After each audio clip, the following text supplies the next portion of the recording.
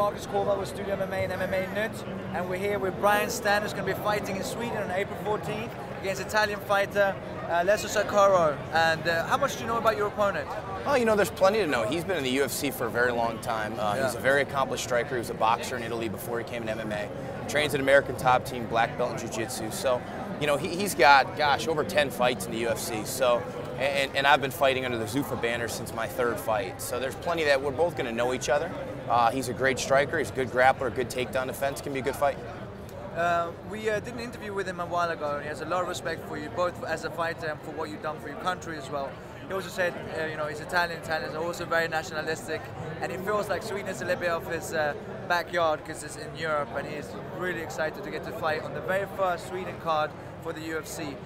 Does it make a difference to you where you fight, where the cage is standing when you step into it? No, it doesn't, but I mean, for me, this is really exciting. I haven't had the chance to visit Europe, haven't had the chance to fight there, and to go to a place like Stockholm, of all places, which is always, you know, one of the top cities that people rank to go visit. It means a great deal. The event sold out in 3 hours, so that shows you how excited they are for us to go there. This is a once-in-a-lifetime opportunity for me, so I'm really excited. I'm glad they gave me a guy like Stann, who always brings it. He's an exciting fighter, and I think we're going to get those fans on their feet.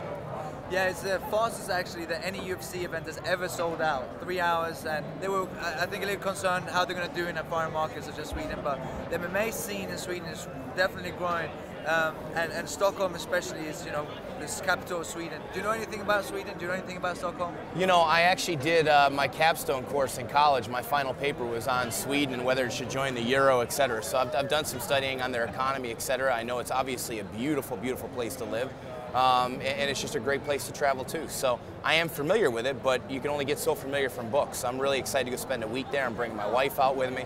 Some friends are going to make the trip out there with me, and really just try and experience everything I can, along with having this great fight there.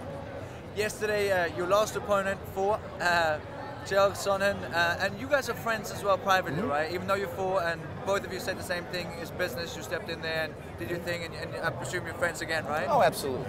Did you see the fight yesterday? I did. I've actually watched it 2 more times this morning. You know, I think Michael Bisping did a much better job at executing some of the things that I knew going in my game plan that I wanted to execute. You know, he really utilized his butterfly guard to push on and away and force his get-ups and get back to his feet. I was unable to do that. We wanted to do it, I just was unable to do it, and Chael Sonnen was passing my guard a little bit more frequently than he was passing Michael Bisping's.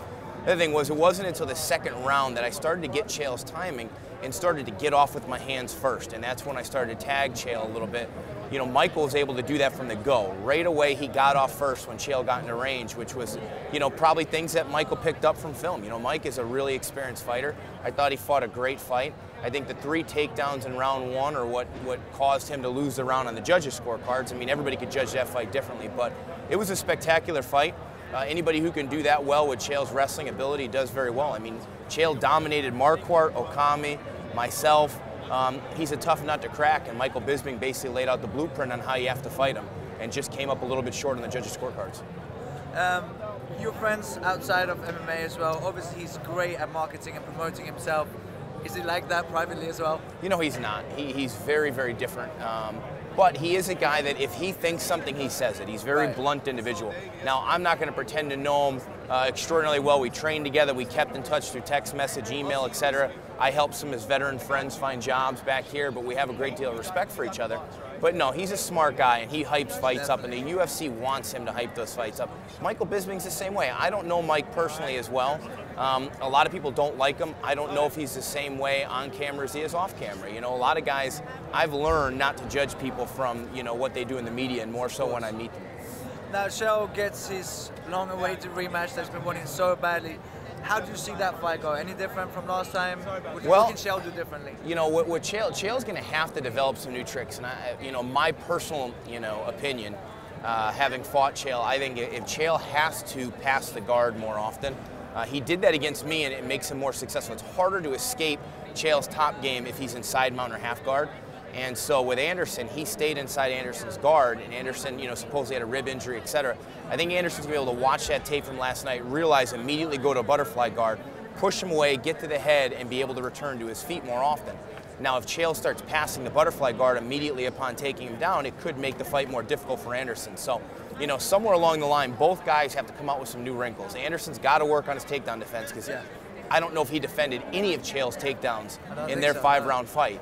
So the difference here, though, is that Anderson has knockout ability in any one punch. Yeah. Where, you know, Bisping's more of a volume guy. He certainly does hit hard and he has power, but he's not known for hitting a guy once and putting him down. Where Anderson has a couple of fights where he hit some guys like Okami, Forrest Griffin, James Irvin. He hit them once and they went down. So that could be a difference in this fight. And then the card in Sweden, the main event is Leo Nog against Sweden's own Alexander Gustafsson, who's been really doing a good job of going up there and becoming a true prospect.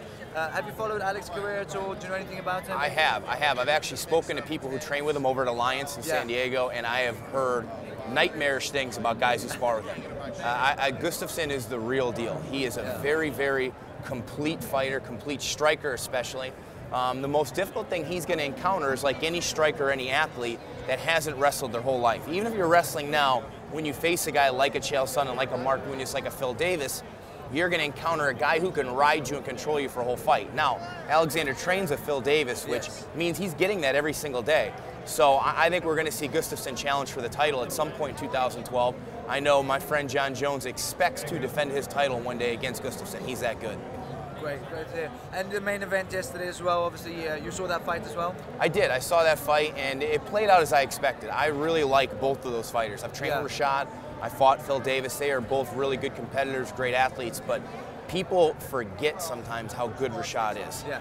He is a very, very complete fighter, very powerful and fast athlete, and he just had way more to offer than Phil does. It's one thing to be on a mat in wrestling and collegiate wrestling. It's another thing to involve all these other techniques involved in trying to out-wrestle and control a guy. Rashad is very difficult to control. That game plan doesn't work well against him, and you know, it's going to be real interesting to see two of my friends, you know, both Jon Jones and Rashad, go at it in my hometown of Atlanta just a week after my fight in Sweden. And like you said, people don't sometimes underestimate or look past his record. He's 21 now, 21-1 in record in mixed martial arts at the top level in the UFC. There's very few fighters that have a record like that. We have Jose Aldo, who's 21-1 as well, but Rashad has done a lot, and his hand speed. How do you think Rashad would do against Jon Jones? Well, you know, I don't know. It's going to be tough. I was not in the gym when he and Jon Jones were training because I live in Atlanta, but I go to Albuquerque to train. Right. I really don't know. Jon grows so much every fight. People don't realize that kid is dominant as he's been, still has a massive improvement curve fight to fight. Yeah. So it's going to be really interesting. You know, Rashad has great quickness, knockout ability, speed and power, etc. You know, and Jon just keeps getting better. I have no idea, you know, what's going to happen there. All I know is, you know, personally, when I train with Jon Jones, everything he does is difficult to deal with. Everything. He's a great wrestler. He's a great striker. His jiu-jitsu seemed to get good overnight. You know, one day he didn't know it, the next day he just knew it, you know. And so it's going to be an interesting bout. And, you know, I just hope for a good fight. And my biggest wish for that fight, honestly, is I hope that somewhere in that 5 rounds, Jon and Rashad begin to respect one another and find a way to squash what's between them. And you know, I'm not saying that Rashad will ever come back to Jay. He's got his own thing going on, but I think, you know, because I like both individuals and know their true sides away from the camera, I'd love to see them become friends again. I think they were almost pushed where they had to be rivals from the beginning. Yeah, in the same weight class with the best camp in the world, considered by many. I don't want to make anyone step on anyone's toes here, but being able to go in and fight a friend, you just did in your last fight. I know it's business, but at the end of the day, you are trying to knock each other out. How difficult is it? Oh, it's not at all. You know, had I gotten more chances against Chael, I would have tried to rip his head off, you know. And would you like a rematch? Oh, absolutely I would. I'd love to. I don't do this to pad my record or say, oh, I want to do it for 7 years, so I want to fight easy guy. You know, I'm in this to fight the best until I can no longer do it, then I'll get out and do something else. But, you know, absolutely. And Chael has a lot of respect for me, but that wasn't going to stop him. He didn't throw a punch on the feet in my fight. All he did was shoot and shoot and shoot because he knew that was what his best game plan would be. So he didn't take it easy on me, and I didn't take it easy on him. So it's not an issue. If you look at it like I do, hey, I play pickup basketball against a buddy, and I compete like a maniac against him, you know? I'm going to do the same thing in a fight. This is a sport. It's what we do. It's not a bare knuckle fist fight. It's a sport. Right. And I could go in there and fight against any of my friends if that's what has to be done to get to a title. Any other fight, I would avoid it like the plague, but if it's for a title, you got to do it. You know, this is an individual sport, and you only get one shot, And a title or a title shot can make big changes for you and your family's financial future, let's be honest. Yeah, absolutely, absolutely. Yeah. Especially now when the UFC are doing such great things with the sport. And again, Sweden, April 14th, Brian Stann's fighting Alessio Sakaro. And even though tickets are sold out, you can still buy a pay-per-view. Not just you Americans, but Swedes as well. You can get on pay-per-view in Sweden as well. Brian, looking forward to meeting you in Sweden again. Thank you very much. Thank Appreciate you, it, guys. Thank you.